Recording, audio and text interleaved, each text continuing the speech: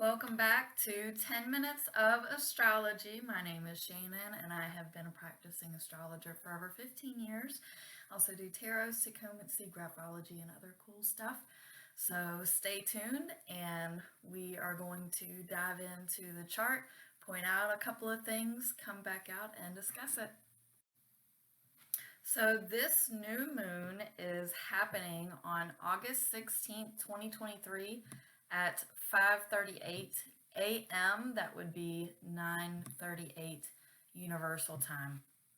A couple of things that we are going to discuss is the new moon, obviously, here in Leo, and that will be square to Uranus over here in Taurus. So that's a big old square.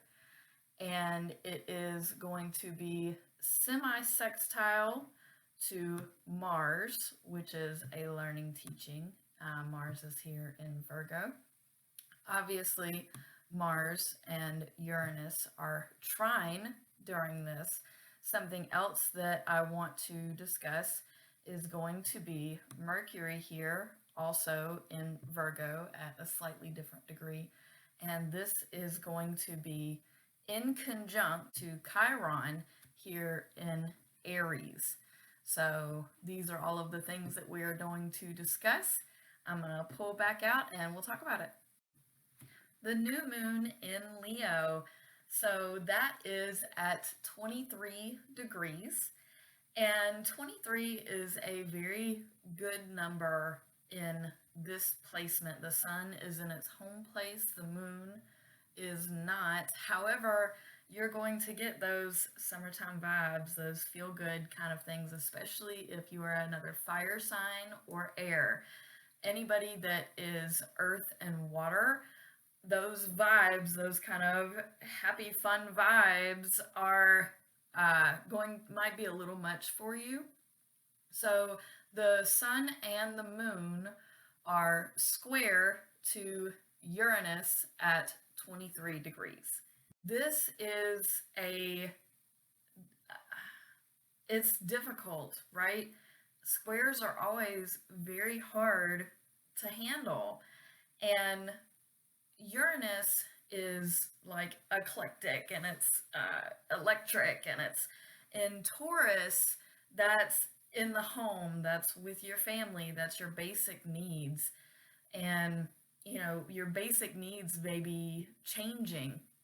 And it's a strain with the sun and the moon in Leo because that's your daily life and that's your emotional outlook.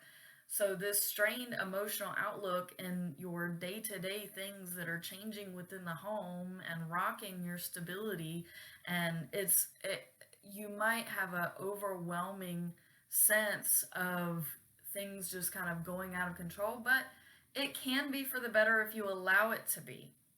Now, the sun and moon are also semi-sextile to Mars in Virgo. Mars is an action planet. Anybody with Mars in Virgo are very particular, very detail-oriented. They are some of the best craftsmen.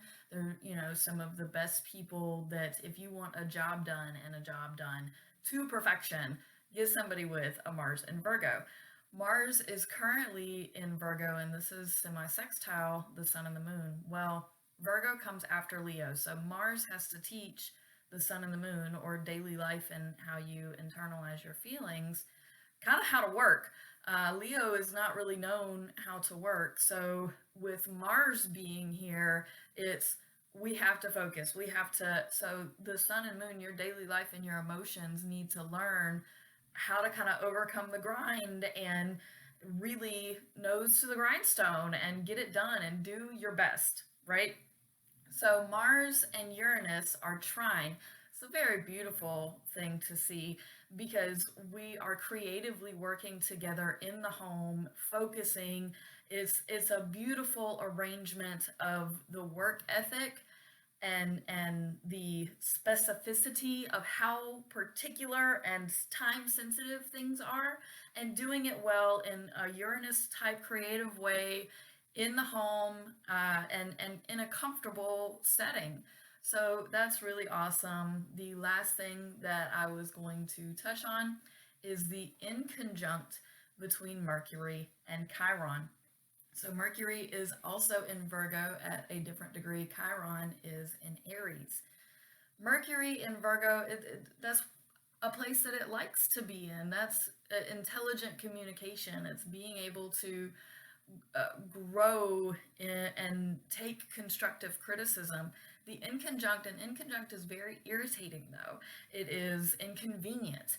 And Chiron and Aries, everybody's been experiencing Chiron and Aries where it's all about self-help. How do I help me? Chiron being trying to help others in ways that you cannot help yourself. And Aries is that fire I come first sign. So everybody's trying to self-help right now. And helping others, it sounds counterintuitive with this placement, but helping others is actually going to better yourself. With this inconjunct, you're going to struggle to communicate these things that you're working on and these things that you're trying to do. So if you're at the office or you're at a job and you're working on stuff and you're like, well, just let me work, you're going to communicate that in a way that's not going to be taken very well. So be very careful of your words during this time when you communicate how you're working and the progress and the things that you're coming up with to be able to fix and what you're able to accomplish. It's going to be harder to communicate. Yes, I am doing this if you just let me do it. And it's not going to come across as tactfully as it's just not going to come across tactfully, unfortunately. And with Mercury being those communications in Virgo, you want to be able to take constructive criticism and be able to criticize other people, but it's the way in which you go about it with Chiron and Aries is it's going to come across like you're being you insert bad word, right? So hopefully this has helped. I know that this is a very short 10 minutes of astrology today. And a quick update, I have been very busy. I did one of the longest readings that I've ever done last night.